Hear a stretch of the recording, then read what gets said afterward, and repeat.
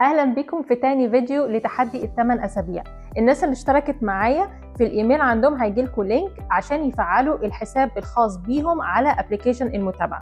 في الفيديو ده انا همشي معاكم خطوة بخطوة ازاي نفعل الحساب بتاعنا، علشان هو ده الحساب اللي من خلاله هيتحمل برنامج التغذية والتمارين اللي هنمشي عليه خلال فترة التحدي. دلوقتي انا بعد ما افعل الحساب بتاعي على ابلكيشن المتابعة هتبان لي الاكونت بتاعي بالمنظر ده. اول حاجه هبدا ابص عليها هو الجزء اللي تحت دوت، شايفين الايكونز اللي تحت دي؟ اول حاجه هنا الشوكه والسكينه دي هتبقى متحمل عليها خطه التغذيه اللي انا همشي عليها طول فتره التحدي. هيبان لي هنا طبعا وصفات ووجبات مختلفه بالكالوريز والكميات اللي المفروض اكلها في كل وجبه، وكمان لستة للحاجات اللي انا هحتاج اشتريها علشان اعمل الوصفات دي. هيبقى عندك مثلا فطار وغدا وعشاء. عندي هنا شايفين الكاتل بيل دي او الكوره دي هيبقى متحمل عليها البرنامج التدريبي اللي احنا هنمشي عليه طول فترة التحدي. هتلاقي هنا حوالي 6 ايام تمارين مختلفة، 2 للرجل او الجزء السفلي، و2 للجزء العلوي اللي هو الاكتاف والظهر، و2 اللي هم برضو الجزء العلوي بس اللي هي الجهة الامامية. ففي عندنا هنا بنسميهم ليج بوش بول، يعني يوم للرجل ويوم للبوش اللي هو الاكتاف والدراعات، ويوم للبول اللي هو في الغالب بيبقى الظهر والابر بادي. فدي الخطه لل8 اسابيع كامله. دي لو عايزين تشوفوا الخطه كلها.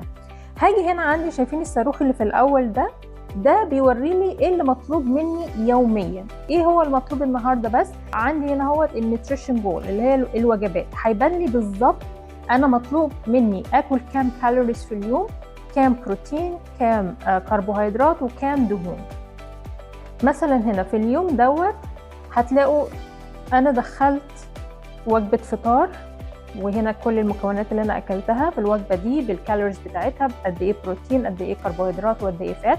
بعد كده في وجبة الغداء برضو حطيت انا اكلت ايه، وفي وجبة العشاء والسناك كل الاكل اللي انا اكلته في اليوم ده انا بدأت ادخله واحدة واحدة. وفي الاخر بيبان لي هنا هل انا اكلت كل الكالوريز المطلوبة مني او اقل او عديتها، وبرده نسبة البروتين والفاتس والكارب هل انا اكلت اللي مطلوب مني ولا عديتهم او كانوا ناقصين. بعد كده بيبان عندي مطلوب مني تمرين ايه النهارده. هتلاقوا هنا انا مطلوب مني النهارده اشتغل ليج اللي هو رجلين. هدخل هنا على الجزئيه دي هيبان لي بالظبط ايه هو التمرين اللي انا هعمله والمفروض اعمله كام عده وكم مره.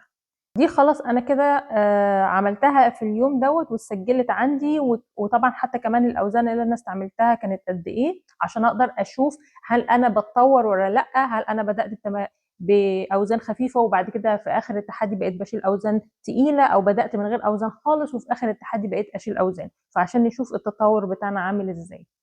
هنقول مثلا ان انا عندي يوم النهارده يوم جديد، ما دخلتش اي حاجه، انا لسه صاحيه من النوم، ما عملتش اي حاجه. فهبص هنا لسه عندي الكالوريز بتاعتي زي ما هي. مثلا انا شربت قهوه واكلت قطعه توست على 2 بيضه، هبدا ادخلهم واشوف انا كميه البروتين والفات اللي دخلتها في اليوم ده كانت قد ايه. بعد كده هدخل على البول، على التمارين. هروح دايسه النهارده عندي بول، مثلا عندي دراعات.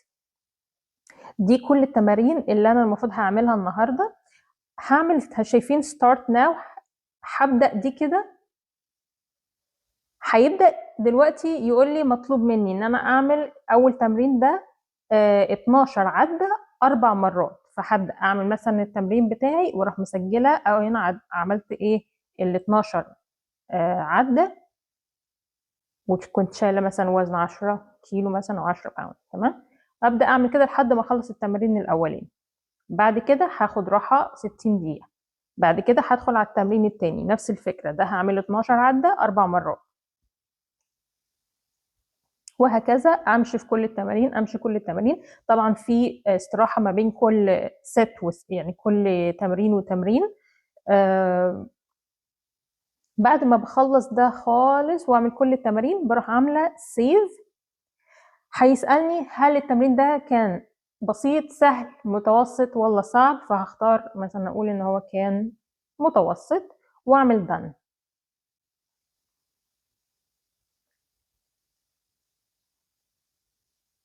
هيجي دلوقتي التمرين ده هيتسجل عندي، فلما اطلع بره عند اللي هو الصفحه الرئيسيه هتلاقوا عندي علامه البول اللي هو التمرين اللي مطلوب مني اعمله النهارده، اتعمل عليه علامه صح، معناه ان انا كده عملت التمرين بتاعي.